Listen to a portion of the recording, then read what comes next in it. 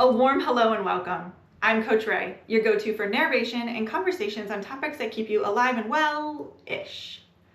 Join me for practical tips, expert insight, and motivational stories to help you build a better life. Thank you for joining me today. We're going to talk about loss aversion. Now, this was a topic that I briefly introduced in another one of my videos, the one on prospect theory. So I'll link that below just in case you want to review. In this video, I will be reading the new article that I wrote titled How to Overcome Loss Aversion and Make Better Decisions.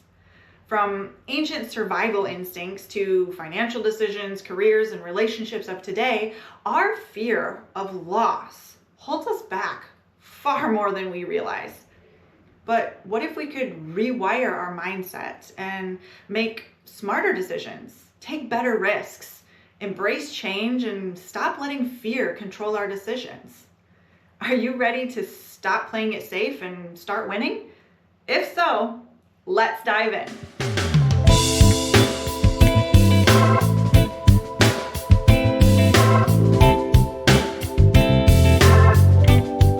Imagine you're given a choice.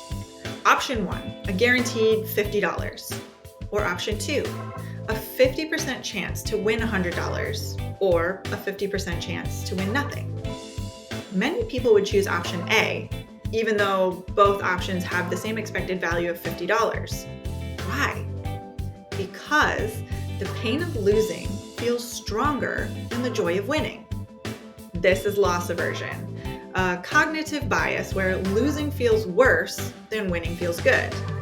First introduced by psychologists Daniel Kahneman and Amos Tversky in their prospect theory, loss aversion helps explain many of our everyday decisions, from financial choices to career risks to relationships.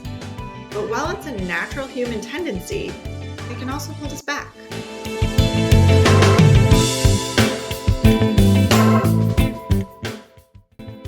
Survival instincts.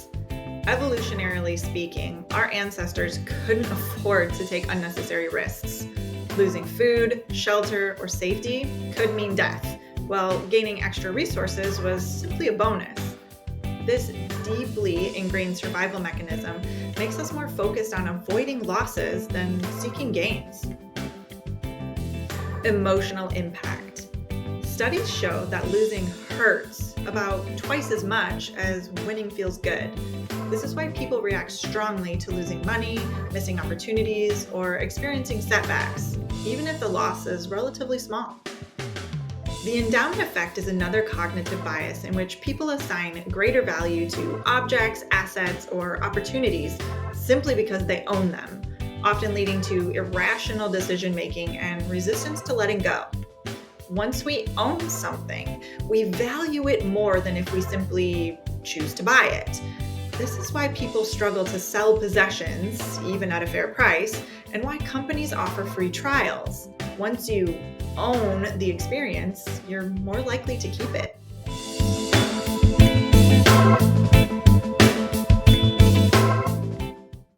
Loss aversion influences our behavior in ways we don't always recognize. The first being financial decisions and investing. Investors often hold on to losing stocks too long because selling would mean accepting a loss.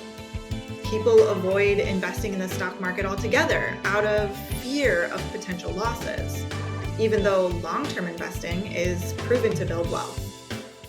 Businesses often use loss aversion in marketing. Phrases like "don't miss out" and "last chance" trigger our fear of losing an opportunity. The second being career choices. Many people stay in jobs they dislike because they fear losing stability, even if better opportunities exist. They might avoid negotiating salaries because they fear rejection or burning bridges. Many professionals hesitate to take calculated risks because they focus on what they might lose instead of what they could gain. And thirdly, relationships and personal growth. People stay in unhealthy relationships out of fear of losing comfort and familiarity. Fear of failure can prevent people from starting new hobbies, businesses, or passion projects because they focus more on the potential embarrassment or wasted effort than on potential success. We may hold on to old beliefs, habits, or possessions, even when they no longer serve us, simply because letting go feels like a loss.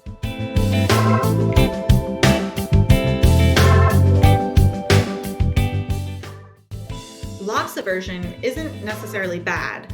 It helps us make cautious, responsible decisions. However, when it keeps us stuck or prevents us from taking opportunities, it's worth addressing. Instead of seeing failure as loss, view it as a lesson. Every setback provides valuable information that can help you make better decisions in the future. Remind yourself that temporary discomfort is often necessary for long-term success. Whether it's investing, switching careers, or making a big life decision, shifting your focus to what you stand to gain can help reduce fear. Use the 10-10-10 rule. Ask yourself, how will I feel about this decision 10 minutes from now? How will I feel 10 months from now? How will I feel 10 years from now? This exercise helps you take a broader perspective instead of focusing on immediate discomfort. Instead of making drastic changes, start small. If you fear financial loss, start with a low-risk investment. If you fear career change, take on a side project first. Small wins help build confidence and reduce fear. Shift from what if I lose to what if I win? Instead of asking, what if this goes wrong? Ask, what if this goes right? This small mindset shift can make a big difference in how you approach decisions.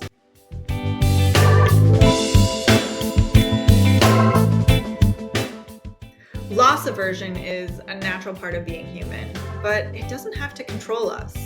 By understanding how it influences our decisions, we can make choices that align with our true goals rather than just avoiding discomfort. The key is recognizing when fear of loss is keeping us safe and when it's keeping us stuck. So, the next time you hesitate to take a leap, ask yourself, is my fear of loss greater than my potential for growth? If the answer is yes, it might be time to take a step forward anyway. You just listened to me read the blog post that I wrote titled, How to Overcome Loss Aversion and Make Better Decisions. Loss aversion is a natural part of being human, but it doesn't have to control your choices. When you shift your mindset from what if I lose to what if I win, you open up the door to growth, success, and new opportunities. So I'm curious, what's one risk, big or small, that you've been avoiding? Let me know in the comments. And if you found this video helpful, please hit that like button, subscribe, and share this with someone who needs to hear it. I've also shared the original blog post linked below. Remember, it's not about reaching a destination. It's about enjoying the beautiful messiness of life and finding joy along the way. Take what you need from this, leave the rest, and until next time, stay well.